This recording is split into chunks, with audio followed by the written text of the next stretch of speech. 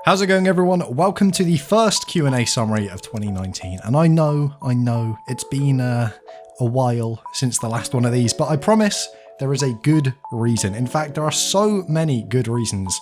I'm just going to put them all on screen right now. You can pick your favorite.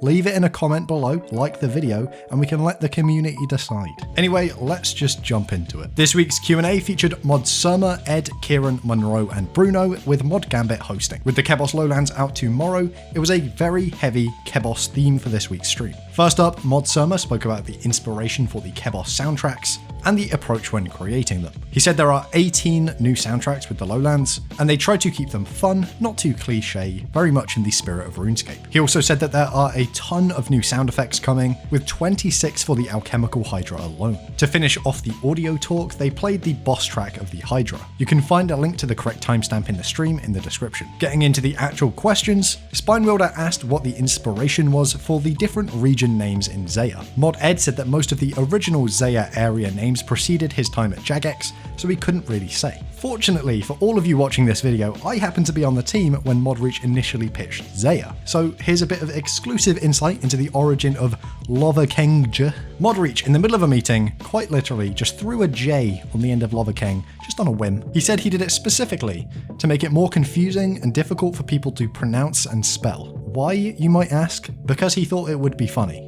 Anyway, Mod Ed went on to say that Kebos backwards is Sobek, and Sobek is the Egyptian god of fertility. Tisha asked if Xeric visited the north of the Kebos Lowlands at all, and do the inhabitants of Karul pray to any particular god. Ed said that Xeric has had a poke around everywhere, and added that the Tasakal, who live in Karul, are a splinter race of Tazar, and they are actually worshipped like gods by the race who live on Karul's surface. And the final lore-related question was how Mount Karul avoided being overrun by lizardmen. Mod Ed said that lizardmen are focused on Karend and they don't care about farmers very much. Adrogas2 asked if it would be possible to use NPC contact for Konar, the new Slayer Master, as soon as the update goes live. Kieran said that you will first need to speak to Konar in person. A player asked if Hydras can be killed off task in order to complete the Kill a Hydra diary task. Mod Monroe said yes, they can, as normal Hydras are not task only. Kieran added that all of the Slayer creatures in the new Brimstone dungeon have both on-task and off-task areas, and all of the unique drops are 5 times rarer off-task. Emperor asked if it's possible to kill boss variants such as Cerberus for Hellhounds if you are assigned Hellhounds by Konar. Mod Ed said yes, providing Konar has assigned a correct area. A chat pleb asked if the music cape will be locked behind 95 Slayer,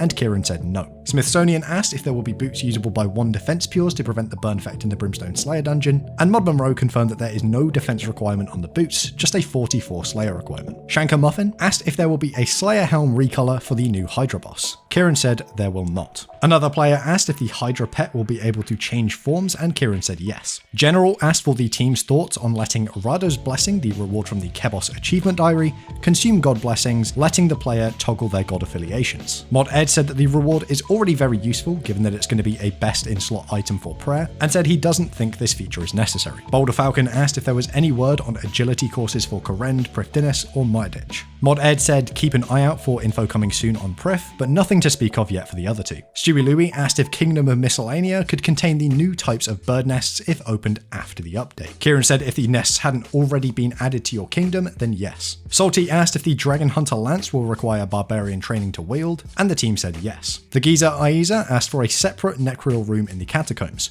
one with fewer Necreals to help melee players. He also asked for another Dust Devil room to tackle the overcrowding. Kieran sympathised and said he would like to do something to help fix the problem, but he isn't sure of the specifics yet. At this stage, Mod Gambit took a moment to talk about an upcoming stream in which the team will try to tackle the most common and challenging questions which constantly come up from the community. He gave examples like the world hop limit or hiding poll results. He didn't give a specific date, but it sounded like it was going to be soon. Joey asked if the collection log could be added to the interface, potentially in the quest tab. Mod Ed said that he likes the idea and he thinks that it should be somewhere in the interface, but finding room for it is the tricky part. Kieran suggested adding an interface which holds a bunch of information about your account, like account age, which you would usually go to hands to get. Aiden asked if the heavy ballista could have a chance for one of its parts to break during PvP. King Jim added that it could be accompanied by an upgraded spec, which gives it a hand cannon spec, hitting twice at once. The team mentioned that there were some wider issues which contribute to the price of the ballista and tabled the idea for the time being. Carter asked if the Orb of Oculus could be released for regular players. Kieran said that this was talked about recently internally at Jagex,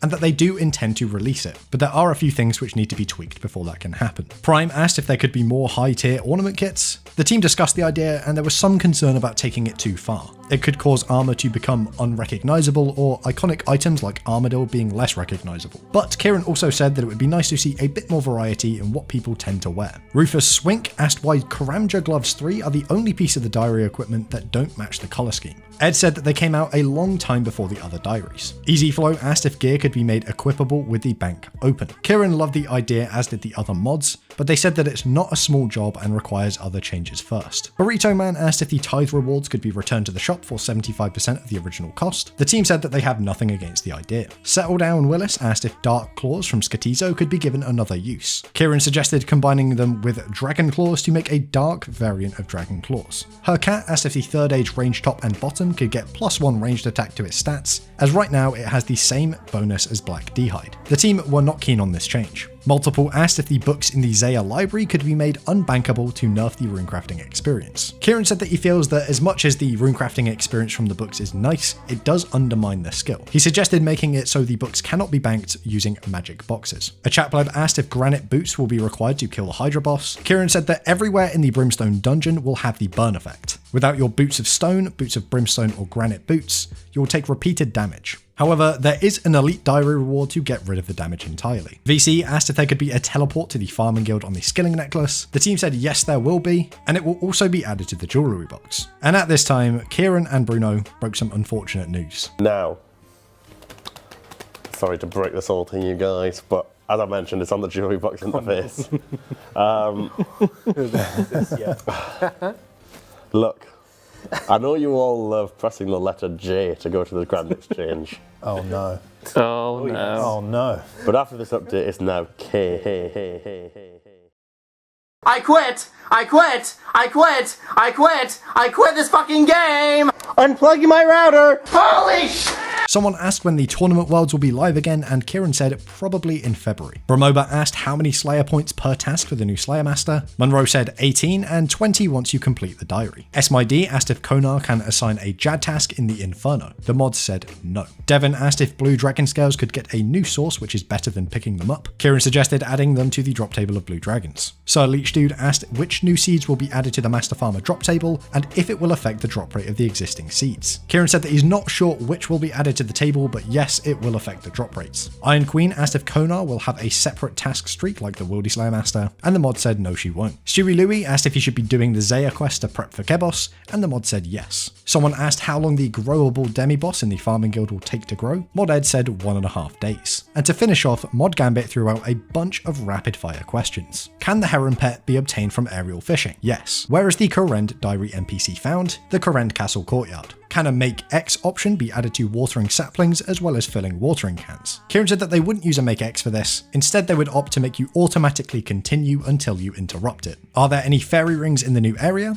Yes, 1. Does the farming boss have a pet? Yes, it uses the standard farming pet. Why don't lava dragons drop in salt heads? Kieran said he doesn't know and they probably should. Will the new Slayer monsters have superior variants? Nope. Will the Skatizo diary task be automatically completed if you have defeated Skatizo before? Yes. Why don't shamans drop the dragon warhammer in raids? Kieran said that their drop table was completely overwritten for raids and they aren't really interested in adding the warhammer back. How rare will snapegrass seeds be and where will they come from? They are going to be a bit rarer than watermelon seeds and will come mostly from the same places. Also, farming contracts. How many hydras will be assigned for a task and can they be extended? Kieran said that between 130 and 190 are assigned and they cannot be extended. Can Konar assign wilderness tasks? Nope. And finally, can the Theatre of Blood drop rates be released? Kieran said that he would like to do it within the next year, but not during the Kebos release. To finish off the stream, Mod Gambit announced the winner of the Kebos video competition. Congratulations to Jimmy, who ended up winning, and the video was absolutely amazing. I highly recommend you go and check it out. You can find a link in the description. Go and sub to Jimmy as well. His videos are just unbelievably good. Anyway, that is all for this week's summary. You'll probably see me in mid-2020 for the next one, and I look forward to it. I'll see you then.